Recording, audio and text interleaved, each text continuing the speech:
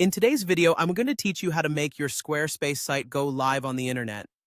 This is a great moment, as it's the final step in sharing your hard work and creativity with the world. Whether you're launching a blog, a portfolio, or an online store, making your site public is a straightforward process. First, you'll need to log into your Squarespace dashboard. This is where you'll manage all the elements of your website. It's like the command center for your online presence. Once you're logged in, you'll see a list of all the sites linked to your account. If you only have one, it's pretty easy to spot, but if you have multiple, take a moment to select the right one. Locate your site on the list and click on it to access its specific dashboard.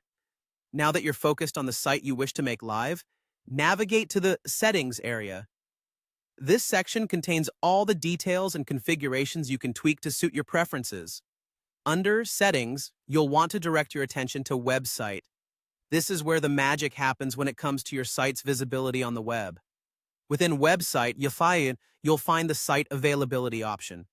By default, many sites start out in private mode, which is great for building and testing, but not ideal for sharing with others. To change this, look for the settings related to visibility and switch it to public. This makes your site accessible to anyone with the internet address or who comes across it in search results. However, before you can make your site public, you need to ensure that you have a Squarespace subscription plan. If you haven't subscribed yet, now's the time to do so.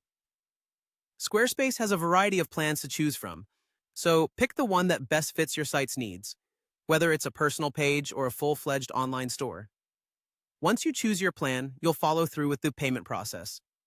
This part is straightforward, as you'll be prompted to enter your payment details securely.